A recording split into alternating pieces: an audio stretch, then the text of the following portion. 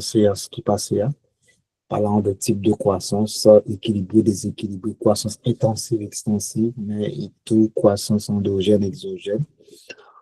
Sinon, je devrais ajouter quelque chose par rapport à la croissance intensive et la croissance extensive.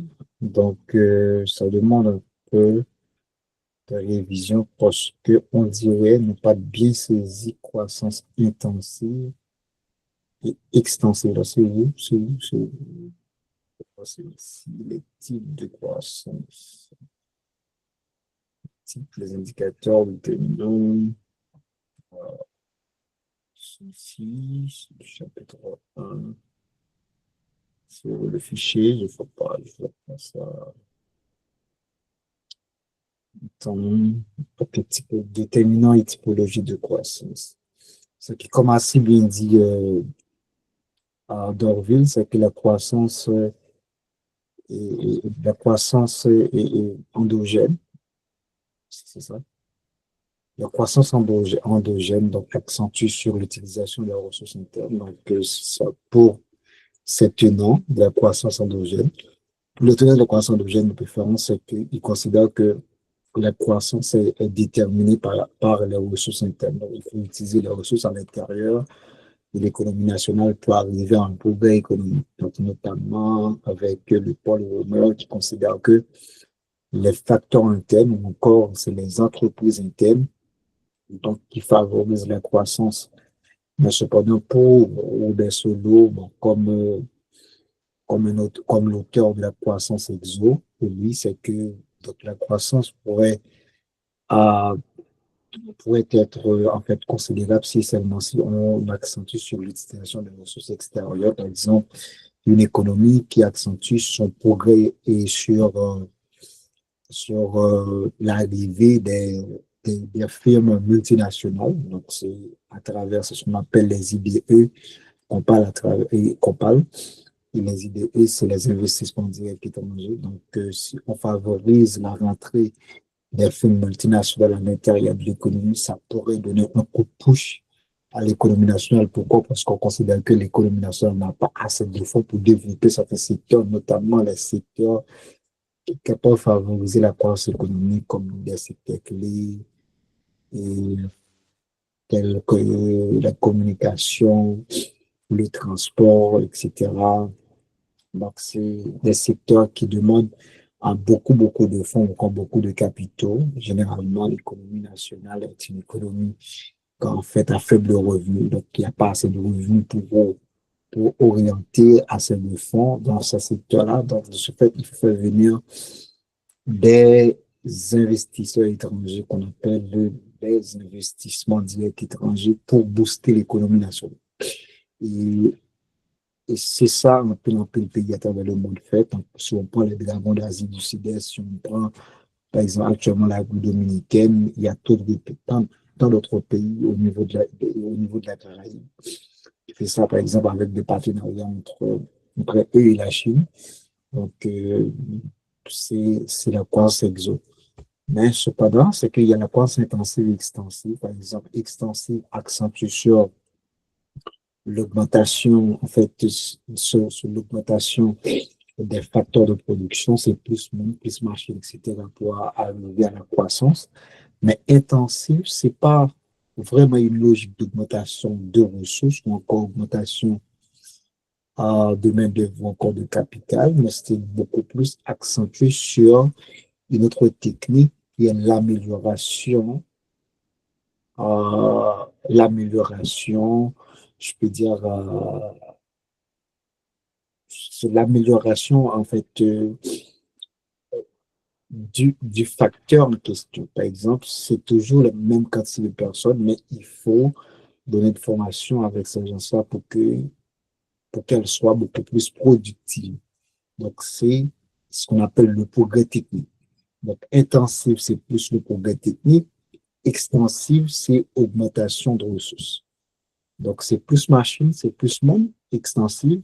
Mais intensive, c'est pas plus une plus machine, mais c'est vraiment que nous, avec machine, est beaucoup plus intelligent.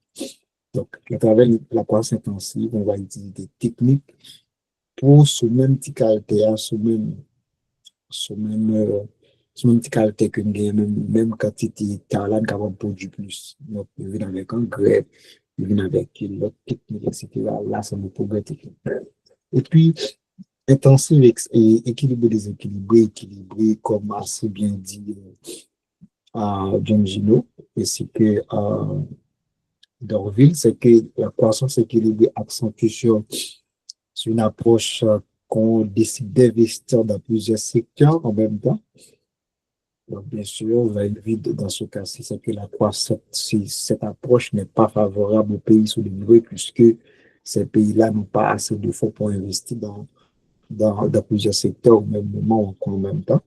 Donc, c'est une approche beaucoup plus favorable aux pays développés qui ont assez de fonds ou encore qui ont un minimum pour investir dans plusieurs secteurs parce que pour booster des secteurs économiques, il faut il faut beaucoup investir. Donc, de ce fait, c'est pas favorable aux pays sous-développés. Maintenant, et déséquilibré, c'est beaucoup plus une approche qui accentue sur l'identification d'un secteur locomotif, on appelle ça un secteur porteur, ou encore un secteur porteur, ou encore un secteur locomotif. Ça veut dire son secteur qui a des capacités pour produire un effet multiplicateur. Ça veut dire il est capable de produire encore, il est capable d'entraîner un effet d'entraînement ou encore un effet dominant. Donc, si on décide d'investir dans l'agriculture, il faut que l'agriculture soit un secteur porteur ou encore un secteur locomotive. Ça veut dire quoi? C'est que si on investit dans l'agriculture, donc ça produira un effet domino sur d'autres secteurs. Ça peut être pour l'industrie, ça peut être pour le commerce, ça peut être pour le tourisme, etc. Donc, à partir de cela, c'est que le secteur, ça peut faciliter que l'autre secteur développé ou quelque chose. Donc, bien sûr, donc on peut pas décider d'investir dans n'importe quel secteur, mais un secteur en locomotive. OK? C'est ce qu'on appelle la croissance déséquilibrée. Donc, c'est une approche qui a été surtout développée par Ishman, ce qu'on appelle la théorie des effets d'entraînement, encore les effets d'entraînement. Donc, c'est ça. Une théorie, c'est juste pour me faire un petit rappel et pour me dire un petit peu confusion.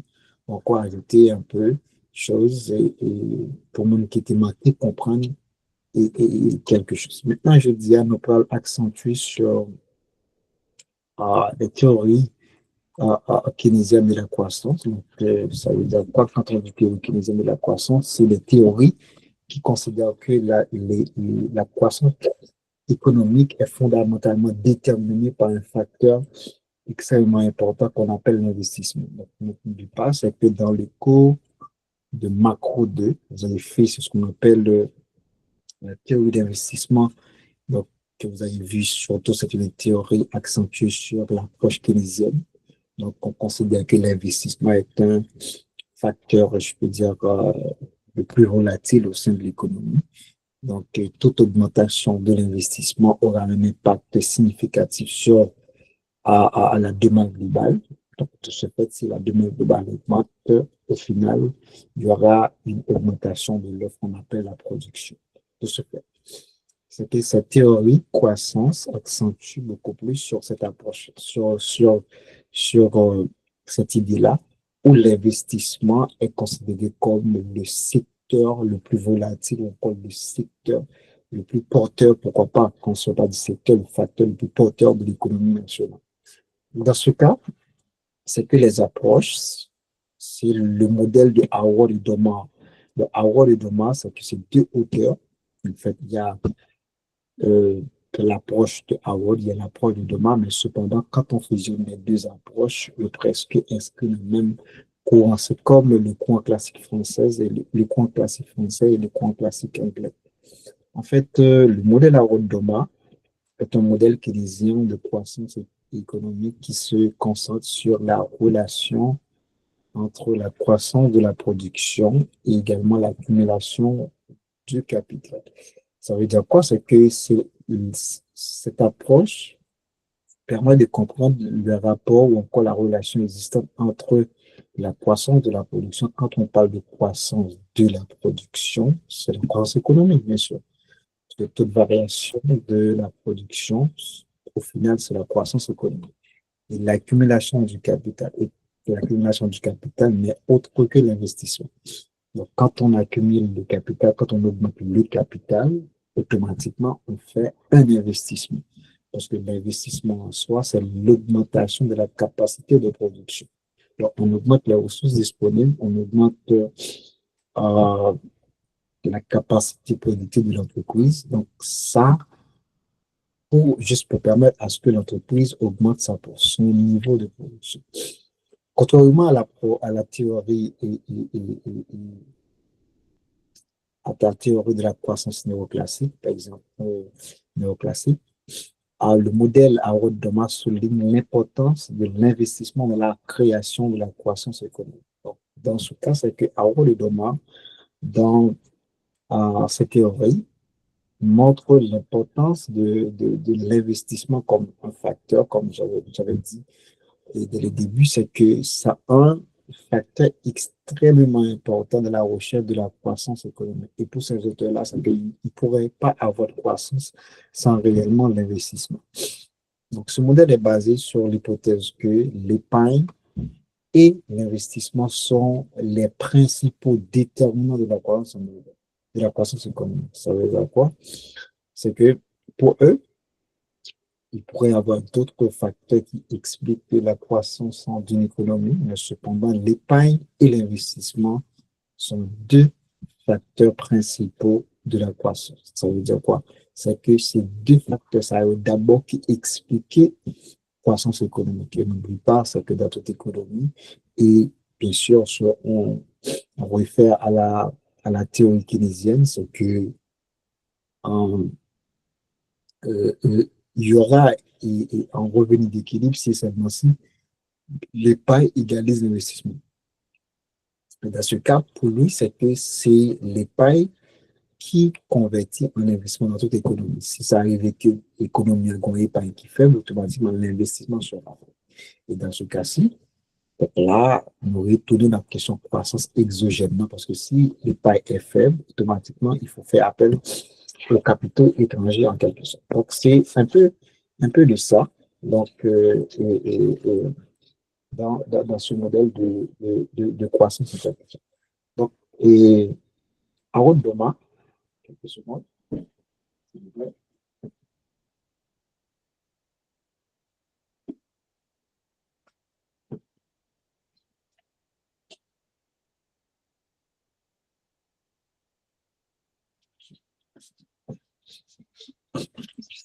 Et donc, ce fait, c'est que Harold et Doma, et donc, de ce fait, c'est que le modèle pose le nom des économistes sauvages.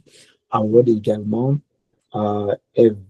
Evsei Doma, qui l'ont développé indépendamment au début des années 40. Ça veut dire tout de suite après. Donc, je peux dire et presque, bon, on va dire à la fin de la Deuxième Guerre mondiale. Donc, on est en 1940.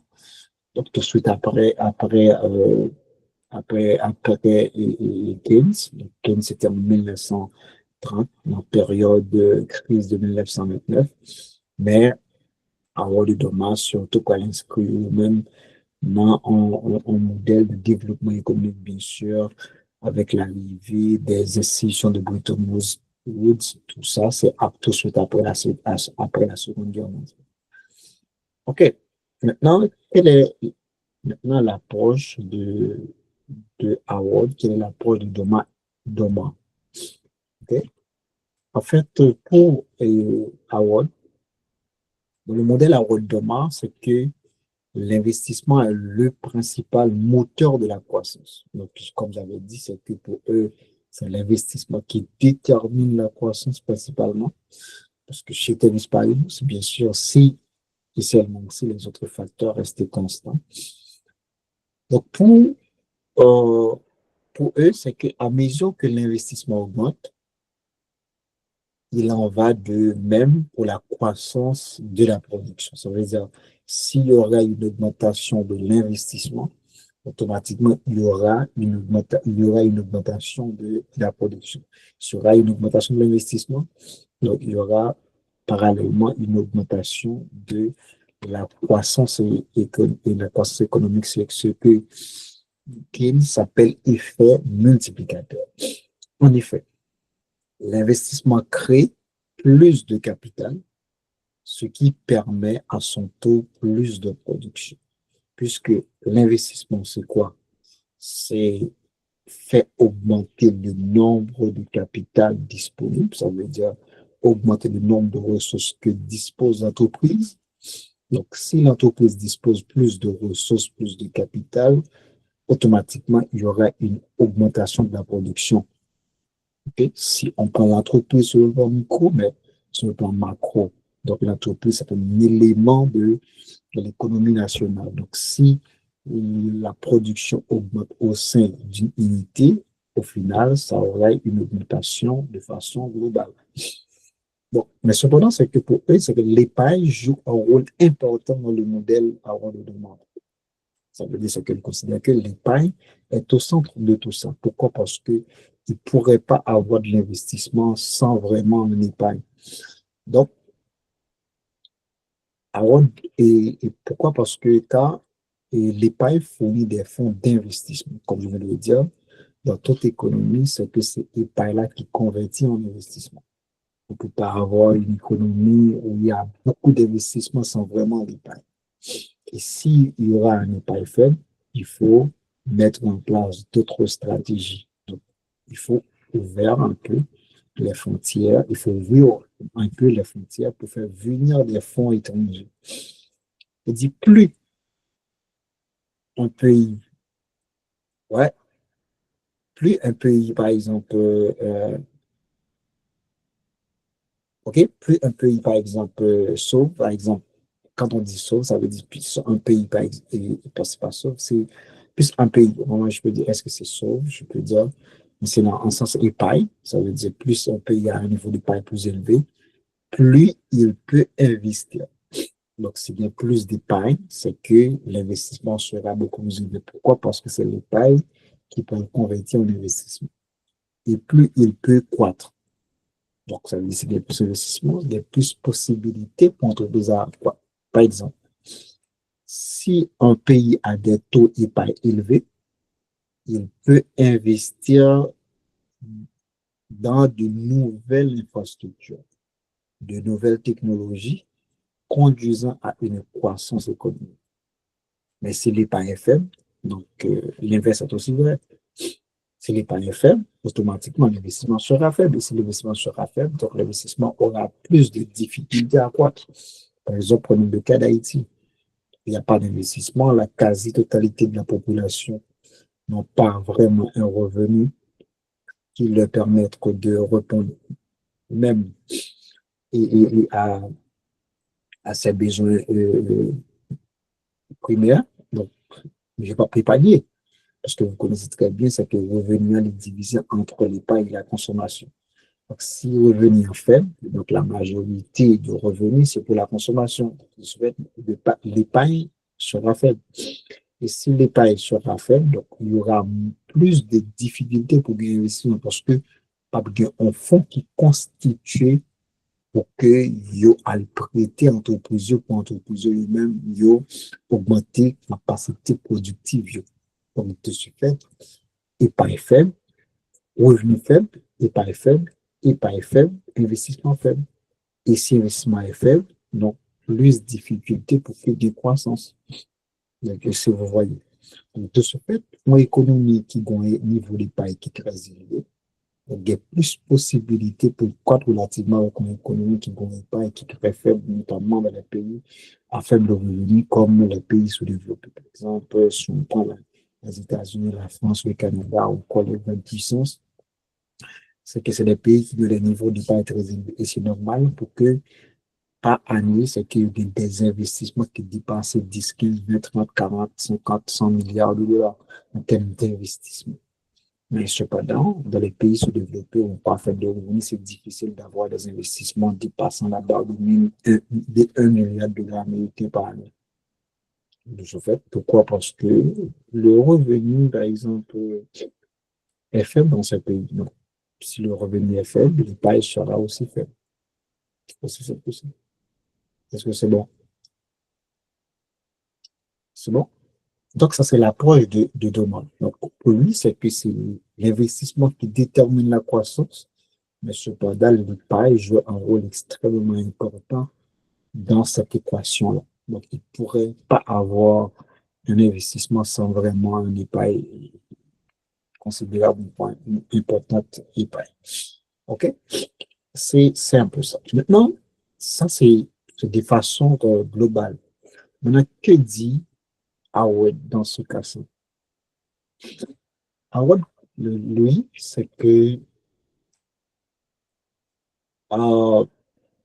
envisage, conformément à l'analyse de Keynes, qu'il y a une possibilité de sous-emploi dans la croissance économique. Ça veut dire c'est que donc des possibilités pour que l'économie est en situation côté que un sous-emploi qui fait de ressources, qui produit en croissance et faible par rapport à la potentialité de l'économie en question.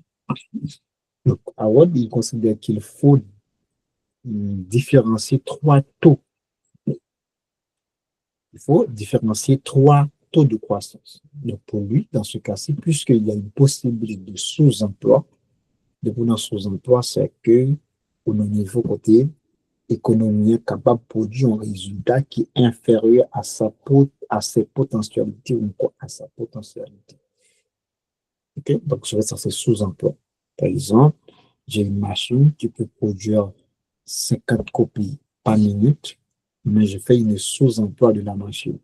Donc, moi, produit, à la fin de la journée, si on fait toute pareil, moi, je produis moins que 50 copies par minute. Là, un sous-emploi qui fait deux utilisations machine. Ça veut dire que tu produit plus de résultats, mais qu'on sous-emploi qui fait. Donc, Howard dit que pour lui, il y a trois types de taux de croissance. OK? Et il dit qu'il faut nous différencier pour nous comprendre la dynamique. D'abord, il dit que le premier taux de croissance qui existe, c'est que c'est le taux de croissance effectif. Quand on parle de taux de croissance effectif, on est dans le taux de croissance réel de l'économie. Donc, c'est le taux de croissance réalisé au sein de l'économie en question. Par exemple, le taux de croissance de l'économie haïtienne de 1980, de 2000 en fait 19 à nos jours, c'est un taux de croissance négatif. Ça, c'est le taux de croissance effectif. OK? Maintenant, on connaît est-ce que ce taux de croissance-là que le pays a été capable, en fait, capable de produire. Loin de là. Ça arrive, ça le produit en termes de, en termes de réalisation, mais cependant, il est capable de produire plus que ça. Dans ce cas, il y a un deuxième taux de croissance qu'on appelle le taux de croissance garanti. Pour lui, c'est que ce taux de croissance est celui qui assure l'équilibre entre l'épargne et l'investissement. Donc, ça veut dire pour que il n'y ait pas investissement, donc il faut que l'économie atteigne un taux de croissance qu'on appelle le taux de croissance garanti. Par exemple, on peut dire le taux de croissance garanti, c'est 5%. Ça veut dire pour que l'épargne égalise l'investissement, il faut que l'économie, en quelque sorte, atteindre un taux de croissance de 5%. On appelle ça le taux de croissance garanti qui permet l'équilibre entre les deux. Et à ce point-là, c'est que le revenu, ou encore le PIB de l'économie, c'est un PIB d'équilibre. C'est que ça fait un macro de ce qu'on appelle le revenu d'équilibre. Donc, il y a un revenu d'équilibre, comme indiqué, c'est lorsque l'épargne économique légalisée en investissement. Ça veut dire, tout ça nous fait comme épargne investit. Il est rare que ce dernier étant le résultat des anticipations des entrepreneurs corresponde exactement à l'épargne qui est le résultat du revenu. Mais en fait, il dit que c'est rare un petit peu que ça, c'est le résultat des anticipations des entrepreneurs, mais c'est quelque chose possible. Dans ce cas, c'est que le taux de croissance effective a peu de chances d'être un taux de croissance garanti qui assure l'équilibre. Pourquoi? Parce que généralement, les économies, généralement, n'ont pas vraiment de capacité pour utiliser toutes les ressources nécessaires afin d'atteindre l'équilibre. Et l'équilibre, c'est difficile d'atteindre ce niveau-là. Donc, ça, c'est le taux de croissance garanti. Donc, un taux de croissance garanti, c'est le taux de croissance qui assure l'équilibre entre l'épargne et l'investissement. Et parfois, on peut même parler de taux de croissance potentielle. Ça veut dire c'est le taux de croissance que l'économie pourrait en fait produire si elle utilise constamment toutes ses ressources. Donc, la totalité, en fait, les ressources disponibles. Mais il y a le taux de croissance naturelle, donc, que vous connaissez très bien, vous avez déjà un cours de démographie, c'est que le taux de croissance naturelle, c'est le taux de croissance de la population. Ça veut dire, là, vous avez une économie, en fait, qui en mutation, ça veut dire qui a quoi, qui a fluctué, mais parallèlement, euh, vous avez une population de quelques millions, donc, qui n'a même pas été statique, ça veut dire qui a évolué. Donc, si ça arrive qu'il a évolué, donc l'économie devrait prendre en compte ce qu'on appelle ce taux. Pourquoi? Parce que le taux de croissance naturelle symbolise l'utilisation des ressources. C'est ça, c'est la demande, hein, du point de vue, à, ok, ce point de vue utilisation, c'est la demande. Donc, de ce fait, c'est que ce taux de croissance, c'est le taux de croissance de plein emploi. Il résulte de l'accroissement de la population et du progrès technique. Cependant, la démographie et le progrès technique étant des données exogènes, donc c'est des données externes, aucun mécanisme n'influe sur la croissance effective pour qu'elle assure le plein emploi. Généralement, c'est que ce taux de croissance naturelle atteint le plein emploi. Donc, si et seulement si le taux de croissance naturelle égalise le taux de croissance économique, donc là, on peut parler de plein emploi, etc. Mais généralement, on va prendre en compte ce qu'on appelle le progrès technique. Pourquoi le progrès technique? Ça a élevé l'intelligence des individus. Donc, ça permet que oui, on peut avoir la même quantité de personnes, comme moins, mais cependant, il est plus productif, ce qui signifie plus. Donc, c'est le progrès technique qu'on va mettre en compte. Donc, de ce fait, les économistes eux-mêmes disent que pour qu'il y ait progrès économique, d'abord, il faut que le taux de croissance de l'économie, comment dire ça, surpasse ou encore soit supérieur au taux de croissance de l'immigration. C'est simple ça. Pourquoi? Parce que si on est dans une économie, le taux de croissance de l'économie enfin, ne se passe pas ou encore n'est pas supérieur au taux de croissance naturelle, ou après bien ça va mêler la pauvreté. Pourquoi? Parce que mon c'est une utilisation des ressources.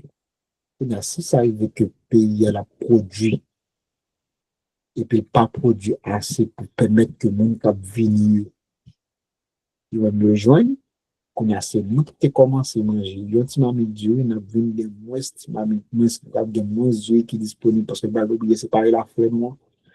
Donc, c'est pas une vie moins, c'est une vie moins, c'est la pauvreté. Donc, on a pour un progrès, et le progrès économique de part, progrès économique et social, il traduit en amélioration de bien-être. Donc, pour une amélioration de bien-être, il faut bien plus accès. Donc, pour bien plus accès, il faut bien plus qui est disponible. Par rapport à la quantité de monde qui est disponible. OK? Donc, c'est un peu de ça. Donc, de ce fait, c'est que pour avoir demande, donc, ces trois types de croissance sont extrêmement nécessaires à décompter. Et dans ce cas, donc, il faut que le taux de croissance effectif, ou le taux de croissance réel de l'économie, soit supérieur par rapport au taux de croissance naturel pour qu'il y ait vraiment progrès économique. Sinon, c'est difficile d'avoir de croissance sans vraiment une, une supériorité du taux de croissance effectif, du taux de croissance naturelle. OK? C'est un peu ça, l'approche de Howard, toujours dans la perspective de la recherche de la croissance, encore du progrès économique. Et puis,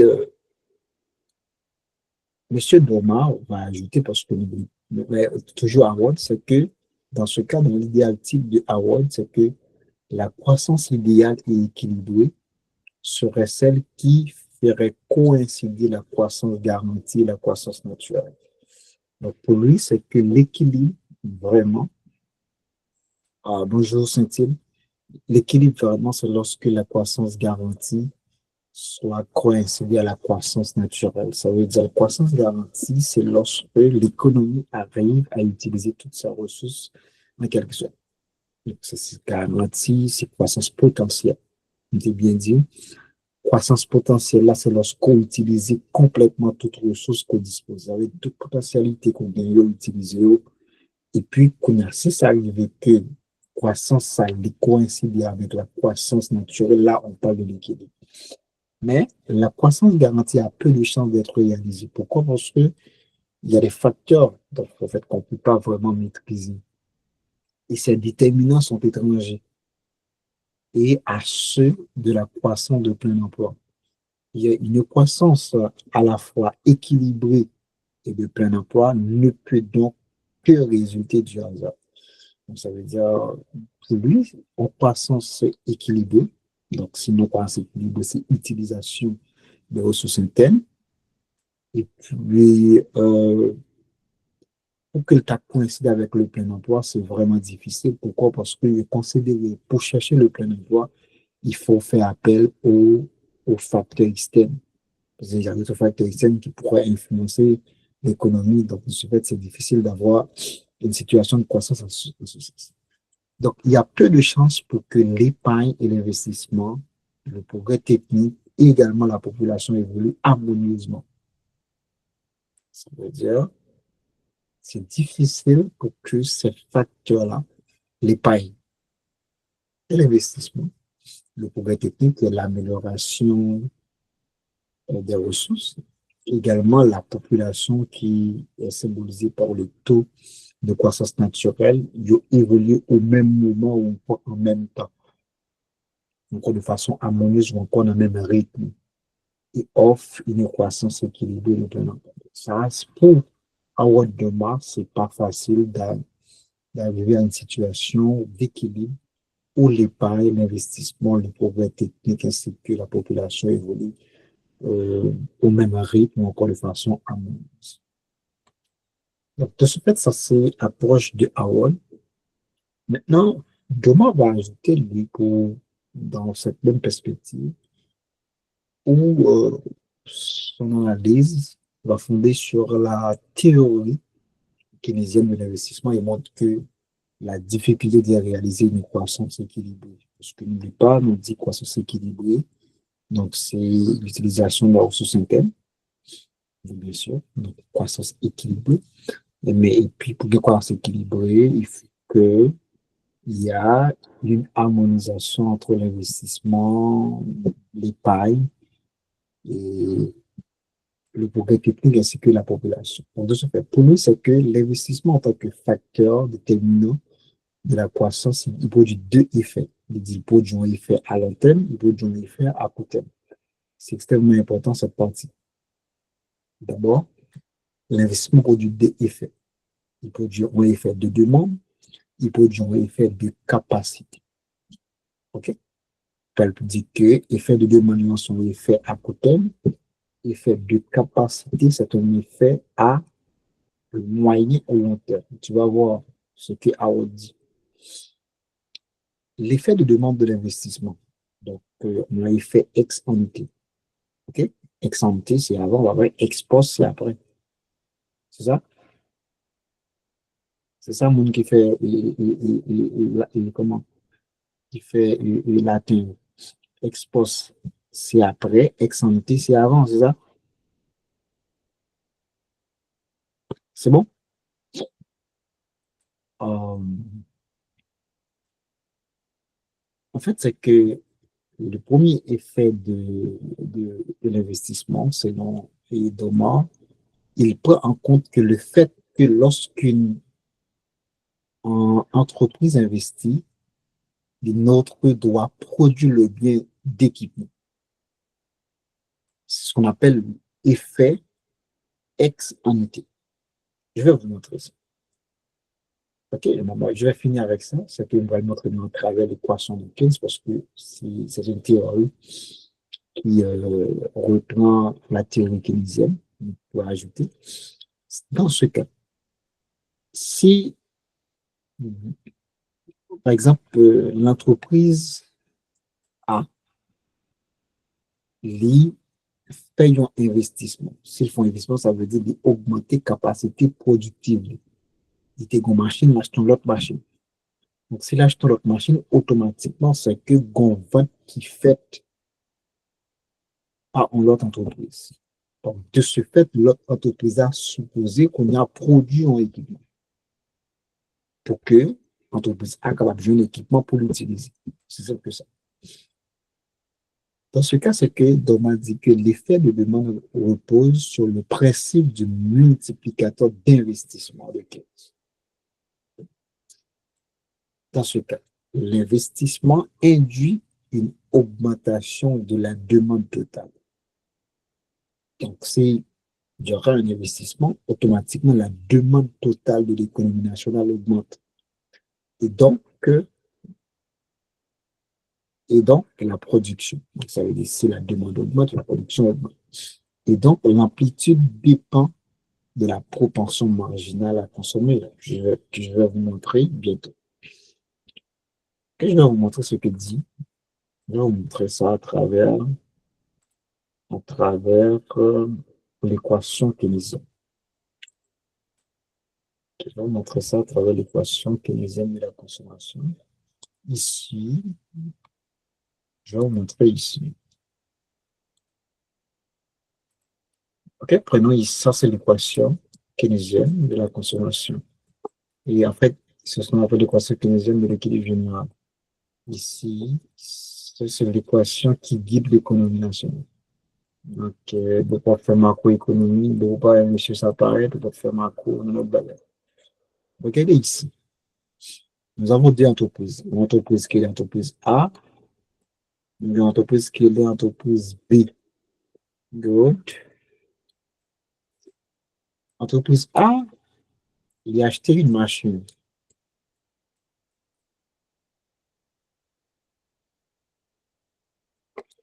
Donc, si l'entreprise A devrait acheter une machine, automatiquement, il faut que l'entreprise B lui-même lui produit une machine. Là, c'est achat, automatiquement. Même machine, ça supposé produit par l'entreprise B. Ça, c'est vente. OK? Donc, de ce fait, si l'achat d'une machine, automatiquement, c'est on vente d'une machine, automatiquement, le monsieur qu'on appelle investissement de l'économie augmente parce que l'entreprise B devrait produire une machine. OK? Donc, si l'entreprise B doit produire une machine pour que l'entreprise A achète la machine, donc de ce fait, là, l'investissement augmente au sein de l'économie. OK? Donc, si l'investissement augmente aussi, ici, le monsieur ici augmente. Et c'est quoi? L'investissement est un élément de la demande globale de l'économie. C'est un élément de la demande globale. Donc, de ce fait, si le monsieur I augmente au sein de l'économie, de ce fait, le monsieur G augmente. Et dans ce cas-ci, ça produira une augmentation de Y. De ce fait, Keynes relève ça effet multiplicateur.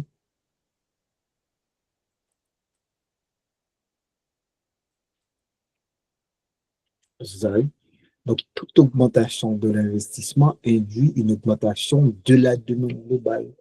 Et dans ce cas-ci, ça fait augmenter la production nationale qu'on appelle l'offre. OK?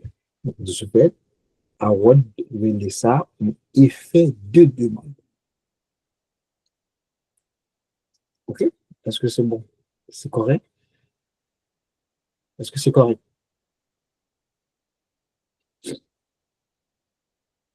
C'est bon? Est-ce que c'est bon, mes amis?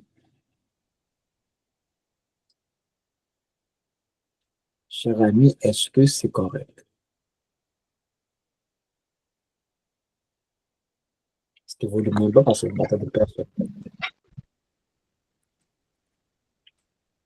Mes amis, c'est correct? Ok. Il faut nous réagir, guys. Mes amis, il faut réagir.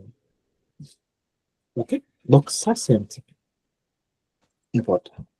On continue.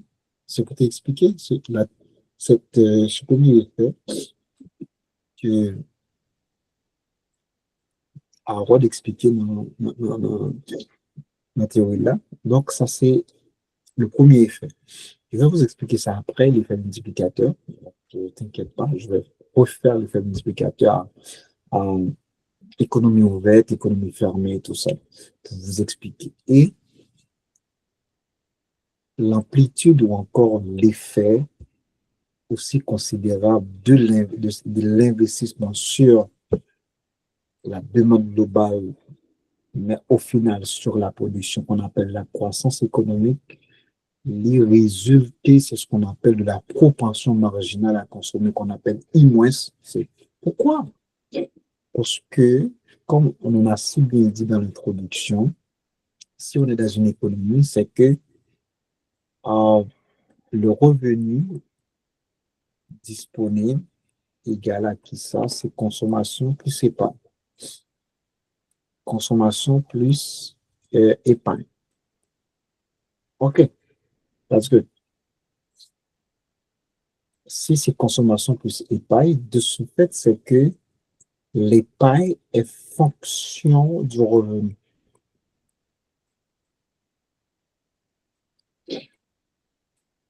Fonction du revenu. OK. Si l'épargne est fonction du revenu, de ce fait, à niveau que le revenu a augmenté, l'épargne là a augmenté aussi chez Thierry Paribus.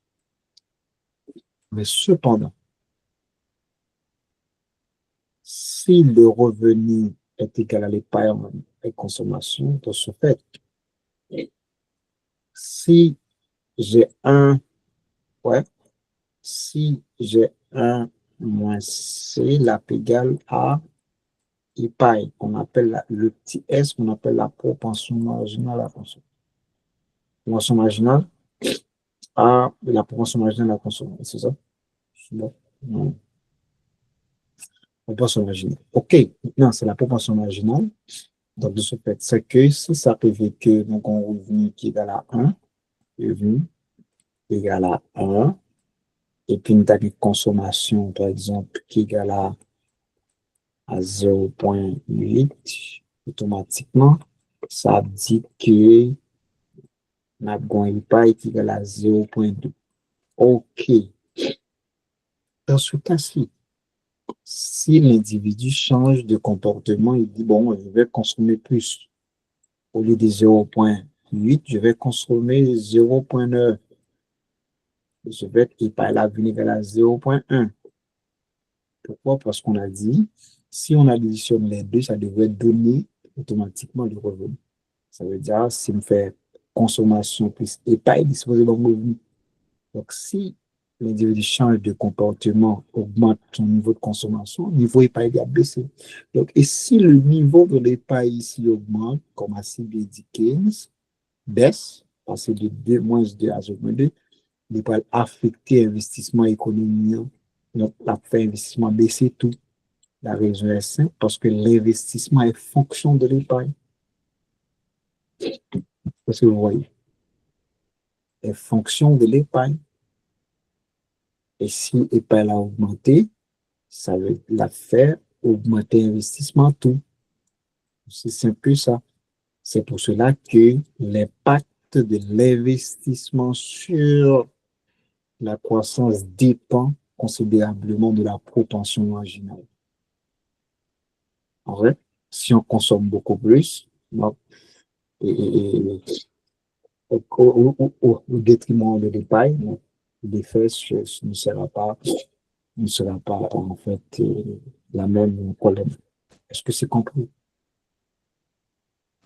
Ça, c'est la théorie keynésienne qui explique tout ça. Mais après, m'a pour me faire une séance après, hein, pour me parler de ça, il m'a fait m'a préparé, parce que c'est sûr que les étudiants de la quatrième année qui sont là, ils ont fait parler de lui déjà, mais m'a fait un petit rappel sur lui et pour expliquer un peu. C'est bon, c'est correct, jusqu'ici c'est correct, c'est bon, ok, good, thank you. Ok, ça c'est le premier effet. Donc, je vais l'expliquer l'effet de demande. Donc, côté que investissement induit en augmentation de la demande de banque. Pourquoi? Parce que si une entreprise décide d'augmenter son investissement, il faut acheter des produits. Donc, ça affecte la consommation, ça affecte la demande pour les produits. Donc, il faut que l'entreprise soit obligée de produire le bon effet. Maintenant, quand il y a l'effet ex post, c'est que l'effet de capacité permet d'augmenter la capacité de capital. Donc là, nous trouvons que demande lancer une entreprise qui affecte la situation de notre entreprise, mais comment ça va évoquer l'entreprise a affecté sa situation quelque chose. Dans ce cas, c'est que il dépend du coefficient technique du capital. Ça veut dire c'est le coefficient qu'on appelle du capital, c'est le rapport entre la production et le capital investi. Ça veut dire si on décide d'investir, sans doute combien le produit en termes de résultats, qui indique que la capacité productive d'une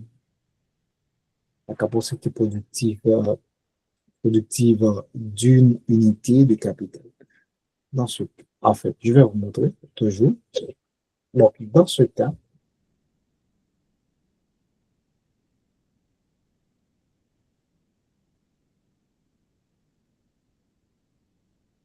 la croissance, ici, je vais vous montrer ça.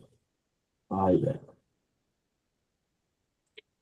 Effet de, effet de l'offre. Effet de l'offre là, c'est est-ce que l'entreprise a augmenté l'investissement, quel est l'impact sur la production de l'entreprise elle-même. On appelle ça effet de l'offre ou encore effet de capacité. Je vais vous montrer ça. Je vais faire montrer ça. On va tourner ça, c'est tourner comme si dans une microéconomie. Allez.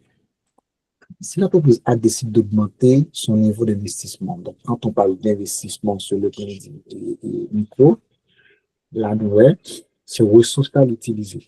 Plus, en cas fait, est-ce que c'est la machine? Donc l'entreprise décide de faire un nouvel investissement, donc de nouveaux investissements.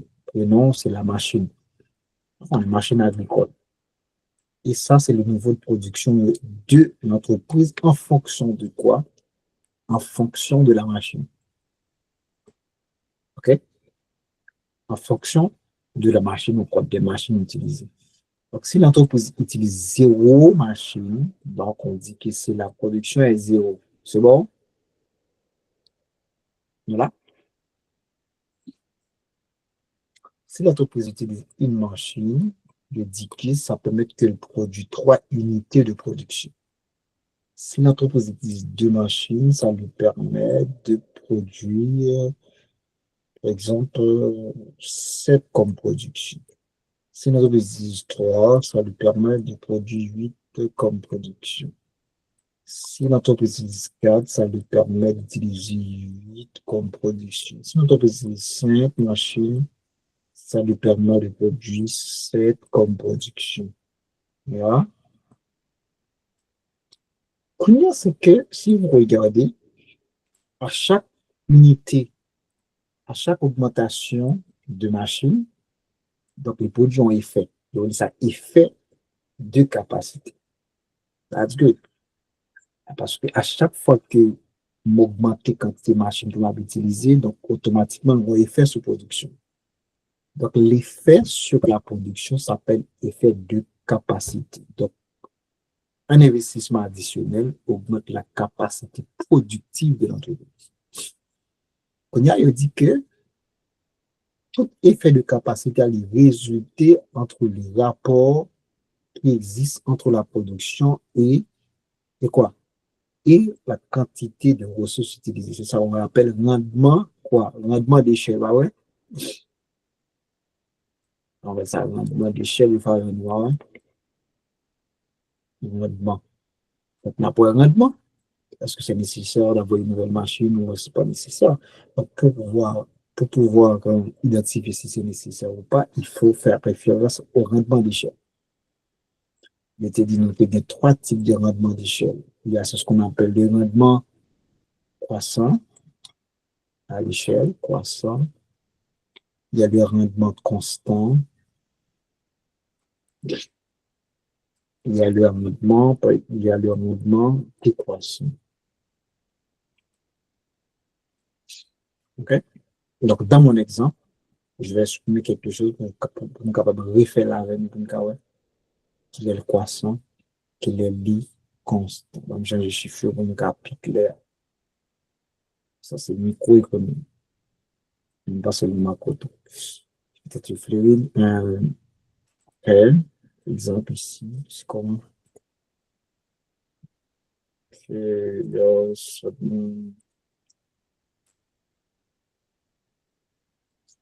OK, 7, 6, 3, 7,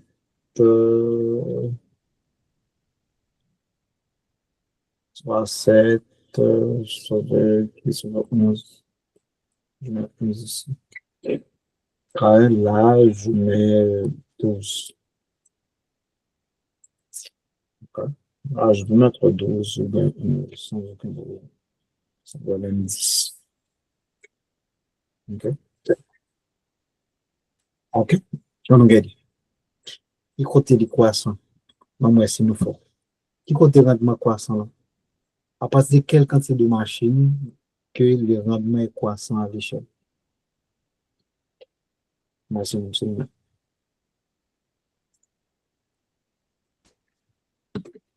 Qui côté nous dit le rendement est croissant à l'échelle?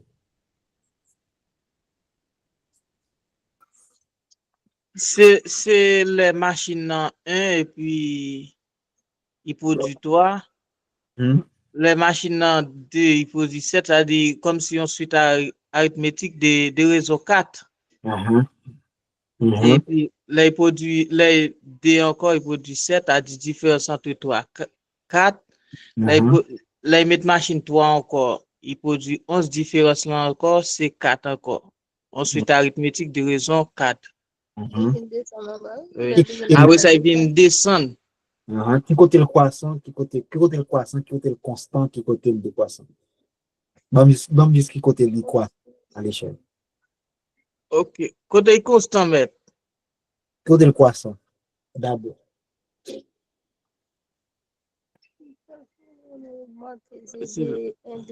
Oui. Là, il y en a 4, 5 qui descendent.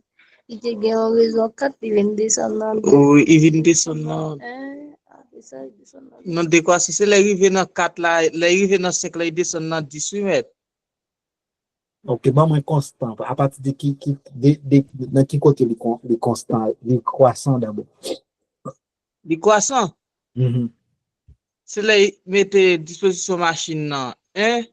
Mhm. À partir de là, il vient produire 3 toujours. Pour arriver égal, arriver dans 4 là, mètres. Mhm. Qui côté, quantité de machine? Qui fait le croissant? Quantité machine. Mhm. Croissance. 4. De 0 à 2, c'est croissant à l'échelle. Oui. Ici, c'est croissant. Jusqu'à là, c'est croissant. Ce que vous voyez, c'est que à chaque fois que l'augmente machine, donc, il y a une unité supplémentaire va mettre qu'elle produit plus. C'est ça, Harley dit. La croissance à l'échelle. Donc, une unité supplémentaire lui permet de produire plus de machines. Je veux dire ça, croissance à l'échelle. Donc, l'LT 0, 0, l'1, il produit 3 en plus. Il y a une unité en plus avec elle produit 3 de plus. Il y a une unité D plus ici pour mettre qu'elle produit 4 D plus. Là, il est croissant à l'échelle. Mais ici, de là, de 2 à 3, c'est constant à l'échelle. Pourquoi? Une unité supplémentaire permet que le produit une même quantité supplémentaire du croissant à l'échelle. C'est bon. Jean Tapdia, là, ici, c'est que raison les mêmes quantités, les 4, 4. Donc, si de là, là, c'est toujours 4, 4, c'est qu'il est constant à l'échelle. Il n'y a pas d'augmentation en termes de... En fait, il n'y a pas d'augmentation plus que proportionnelle. C'est bon? Est-ce que nous là? Hein? OK. Et puis, à partir de là, voici pour le sommet. Et à partir de là, le vers, toute là, OK, toute là est considérée comme décroissance à l'échelle. Mais seulement d'un côté qui est plus grave que l'autre. À partir de que vous augmentons machine et puis permettre qu'on produit moins quantité supplémentaire, là, ça est décroissant à l'échelle. Donc ici, quand on augmente une machine de plus, au lieu qu'elle permette qu'on produise 4 ou plus, permettre qu'on produise moins que 4. Ça, c'est décroissance. Ici, pour comprendre la décroissance, il faut déterminer ce qu'on appelle quoi? La productivité marginale. La productivité marginale, c'est la variation de la production par rapport au nombre de ressources utilisées. C'est ça, je te dis, c'est quoi? C'est le P sur K.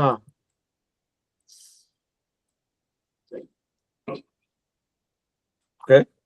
Ça veut dire, c'est le nombre de ressources, c'est l'augmentation de la production par rapport, quoi? Par rapport avec le nombre de ressources utilisées. Ici, ça a toujours 0. Ouais, la variation, c'est 3 moins 0 divisé par 1 moins 0, ça toujours donne 3. On appelle ça la productivité. C'est 7 moins 3, là, ben 4 sur 2. Ouais, 2 moins 1, ça va être 4. Et là, c'est 11 moins 7, ça va être 4 divisé par 3 moins 1. Ça donne 3 moins 2, ça donne toujours 4. Et là, c'est 12 moins 1, ça va être 1. 1 moins 1, ça va être 1. Et là, nous avons 10 moins 12, ça va être moins 2 sur 1, ça va être moins 2. Donc, ça veut dire, nous allons comment? Cette partie-là, ça c'est constant. Ça, jusqu'à là, c'est croissant. Et puis là, c'est décroissant. Okay? Là, il est tellement décroissant, il atteint un niveau négatif. Au lieu qu'on machine de plus qu'on produit plus, il fait baisser la production en termes d'unités supplémentaires. Surtout. Parce que c'est bon. Donc, la décroissance ne veut pas dire négative. La décroissance veut dire que une unité supplémentaire, mais qu'on produit moins en termes de production supplémentaire. C'est bon?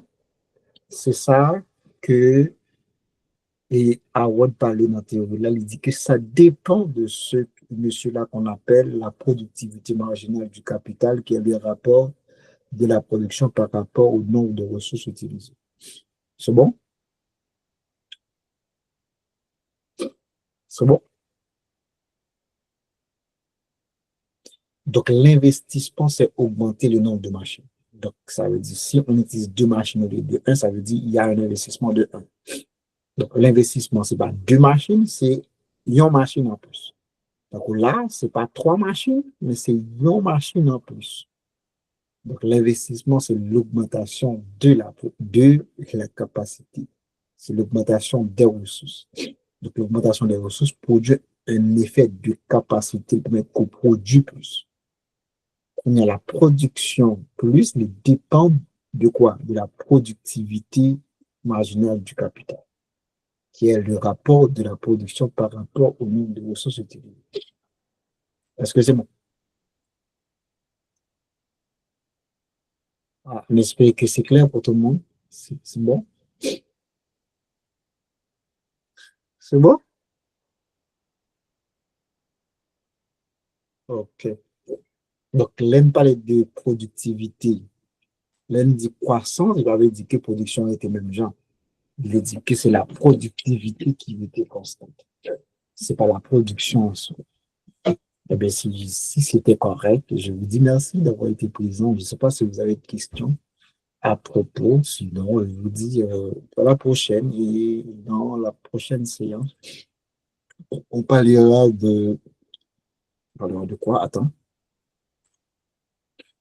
Ah, on parlera du point commun de ces deux modèles. Ah, ça, je ne veux pas finir. Permettez-moi de terminer avec ça, là, de finir, en fait. Permettez-moi de terminer avec ça avant de vous laisser partir. Donc, ici, c'est que le modèle de Doba, ici, ce qu'on appelle l'effet de capacité que je viens de vous expliquer, qui montre que l'effet de l'investissement dépend du rapport entre, ouais, entre la production et le capital. Donc, ce fait, c'est que si on est en situation de production, et par exemple, en fait, si on est dans une situation de rendement d'échelle constant, donc, on va pas prétendre que, d'équation de référence, on va pas prétendre que l'effet d'investissement, il a augmenté considérablement la capacité productive de l'entreprise. Excusez-moi.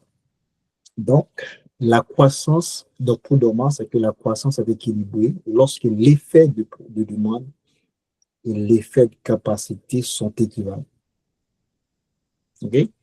C'est-à-dire, lorsque la production évolue en harmonie avec les capacités de production. Ça veut dire qu'il faut que parallèlement, donc, la demande augmente parce que l'achat d'une machine affecte la vente d'une autre compagnie, mais il faut que ça augmente de façon harmonieuse avec la capacité productive de l'entreprise A qui a acheté la machine.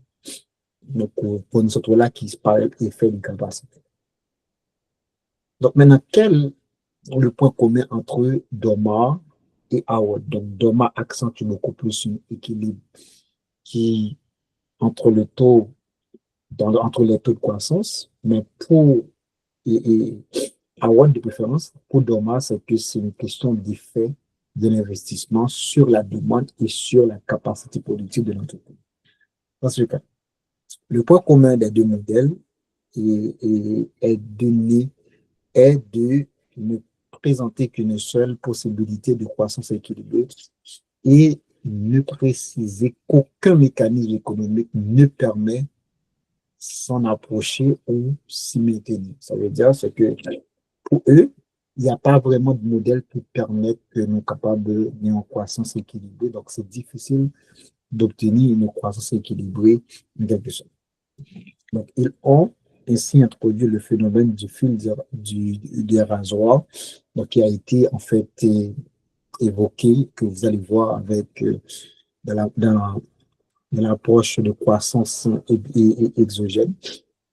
Le chemin de la croissance équilibrée est très étroit et il restait et il procède du hasard. Ça veut dire, oui, c'est possible, mais c'est quelque chose du hasard. C'est très difficile à obtenir une croissance équilibrée parce que il y a des facteurs qui pourraient influencer la situation qu'on ne maîtrise pas. Donc, l'action d'une force extérieure, par exemple, le marché extérieur, pourrait influencer la situation économique. Par exemple, aujourd'hui, on est dans une économie mondialisée, une économie où il n'y a pas vraiment de frontières. Donc, la situation extérieure d'un pays pourrait affecter la situation de notre pays. Et l'on veille ou non. Par exemple, la crise et en fait, Ukraine-Russie affecte l'économie haïtienne sans que l'économie haïtienne n'est pas vraiment impliquée dans sa capacité. Mais pourquoi? Parce qu'on est dans un village global, on est dans une économie mondiale. Donc, même si on est à la recherche d'une croissance équilibrée, donc de ce fait, ces facteurs-là pourraient influencer la situation intérieure de l'économie nationale.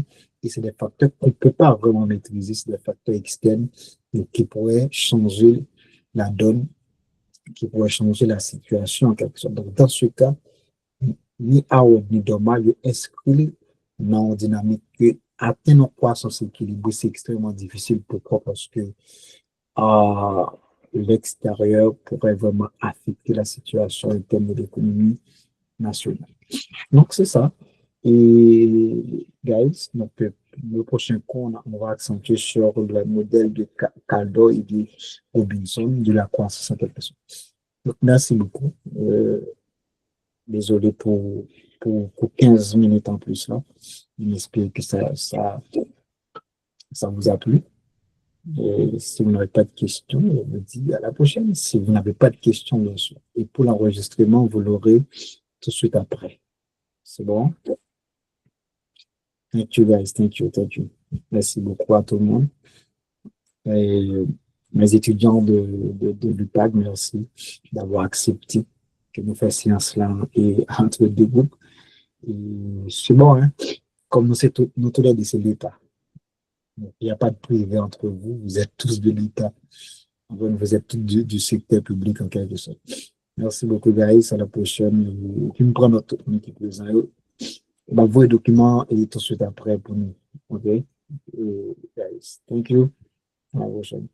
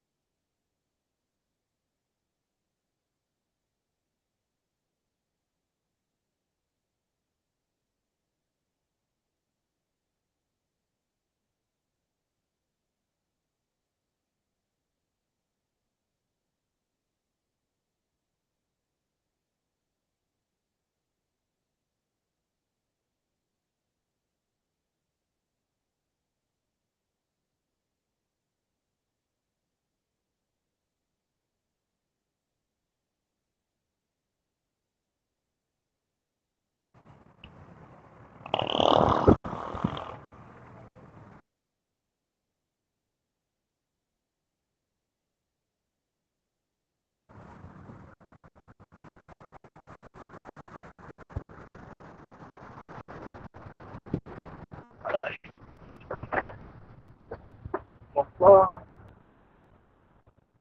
ça,